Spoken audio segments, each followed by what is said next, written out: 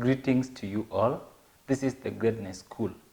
Welcome to the recorded version of our Family Greatness Talk, shared earlier before the wider family members. My name is Crossborn Ouko, a postgraduate student at the Institute of Tropical and Infectious Diseases, the University of Nairobi. Our theme of discussion today is marijuana, cannabis, the good side, the bad side, and the ugly side. Now, cannabis is also known as marijuana or bang. The common English word for cannabis is weed, which generally means an unwanted plant. The name given to cannabis depends on the region, where in Kenya it's called ganja, it's called also weed, depending on your region. In America, Britain, India, there's a common name that is going around. It's known as hashish.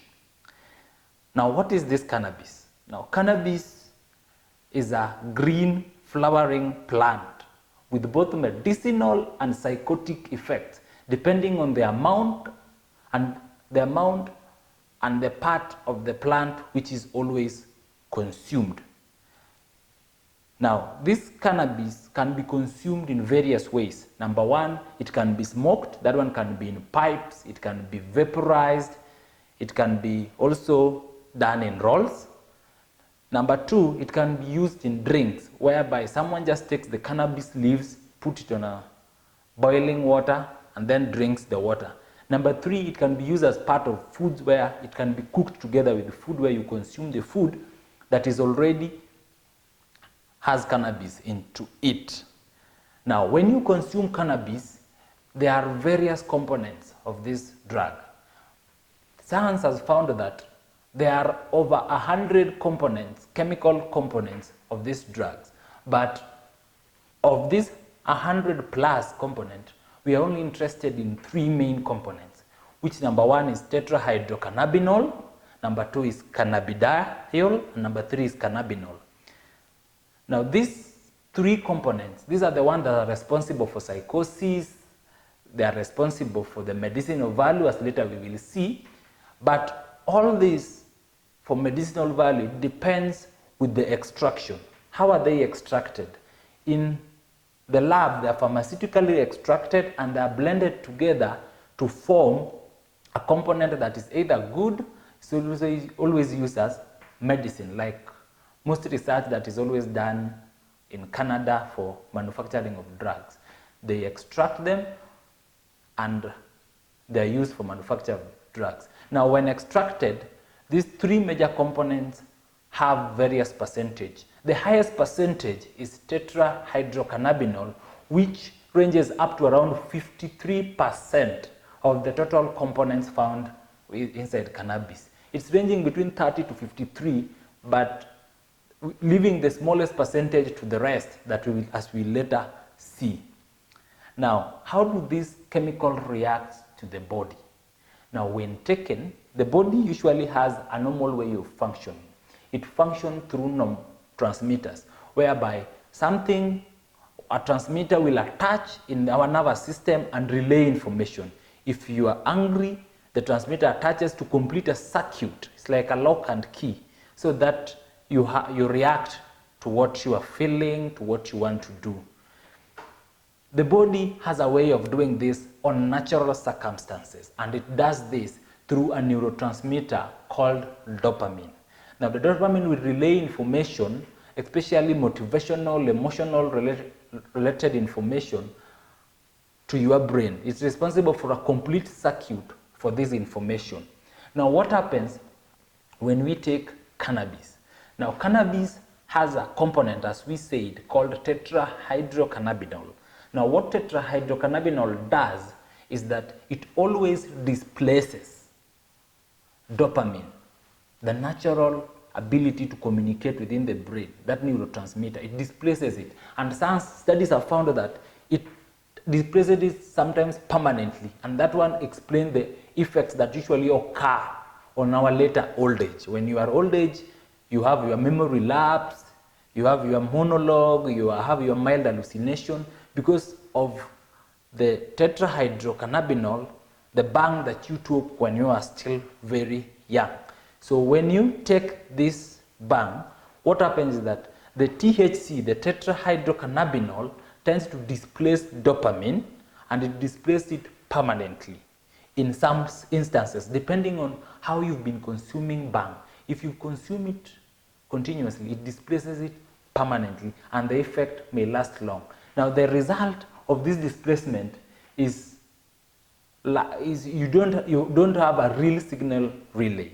You tend to have malfunctioning in your body, whereby you have an unexplained energy, you have anxiety, you become paranoid, just because of the effect of the THC. It does not stop, and it continues supplying your brain with false signals. Now, the others also has a binding capacity. The other two components that we talked about, that is cannabidiol and cannabinol, they also have an effect of binding to the brain, but their effects is not as that strong as the effect of tetrahydrocannabinol. Generally, the overall effects of that binding is that you always have false information. In addition to other good things that happens, there is always false information that happens with cannabis.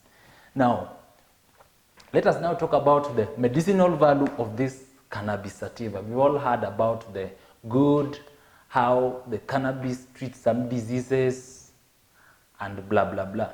Now, we talked about the three components of cannabis. We had tetrahydrocannabinol, we have cannabinol, and then we have cannabidiol. Now, these three components, what happens is that they are always extracted.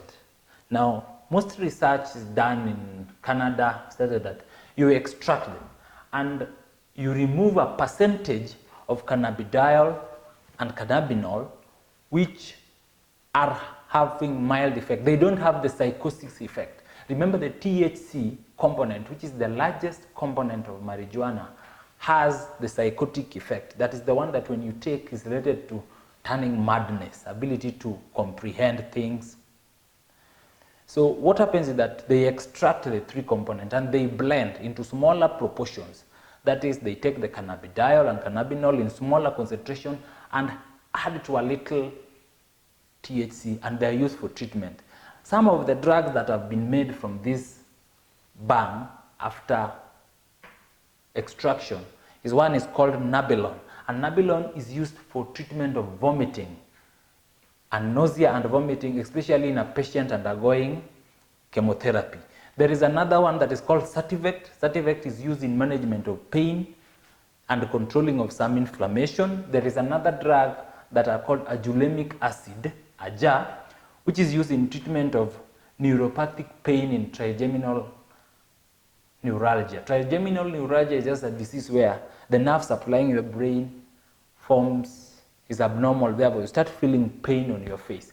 So these drugs have been made in the lab through extraction of the non-psychotic part of the bang into combination where they're pharmacologically prepared and they are sold.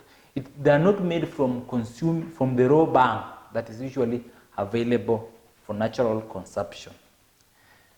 Now, most of these things, the part that I wanted to understand here is that most of these medicinal value are as a result of lab processing. They take the bang, they take it to the lab, and they process it, removing the toxic part that is responsible for psychosis. The part that is responsible for madness, for the bad effects of bang, they are removed and they blended together to form a better drug for a society. It is not as a result of the whole bang. The raw bang itself has the entire effect, as we saw much earlier that the THC has, which is the largest component of bang, has psychotic effect. Now, what are the wrong side effects of this bang? Now, this bang has very many side effects. Number one, we learned that it displaces the normal neurotransmitters permanently. And now when it does this, it interferes with the function of the substances that are produced by the body to enable the brain to function effectively, mainly the dopamine. Now, what does it do? When you consume it, the first thing, depending on where it attaches on your brain, the brain is broad. So it can either choose to attach in various parts of your brain. So if it attaches in the part that is responsible for memory, you'll have short memory loss. If it attaches to part where it's responsible for vision, you'll have vision problem. If it depends. Now, some of the short effects that you get when you take bang, number one is short memory loss. Number two is poor judgment. Number three is impaired coordination and balance. And the ugly effect of bang is now this psychosis. Now when we take it, it interferes with how your brain sees things, how you react to things. And studies published in the National Institute of Drug Abuse, United States, have found that it is mostly associated with schizophrenia. When you consume the raw bang that is always available, the leaves that people always smoke around, is always associated with madness, whereby you take it for a certain period of time, especially when you start taking it when you are young. The effects are likely to manifest when you are old, and these effects are not good. One of them being madness. This madness mainly the schizophrenia type, whereby you have poor judgment, you have severe memory loss, you have poor learning, you can't learn well. Yes. So into our conclusion, there is much debate about bang.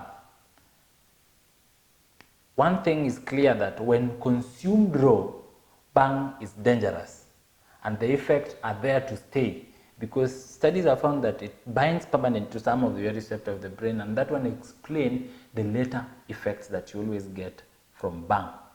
So the good part of it is usually when it's processed in the lab, and the bad component, which is THC, is removed, leaving the good component that is responsible for medicinal purposes. So that leaves us with the raw bang. The raw bang, therefore, is dangerous, and most of its consumption is lethal. Thank you.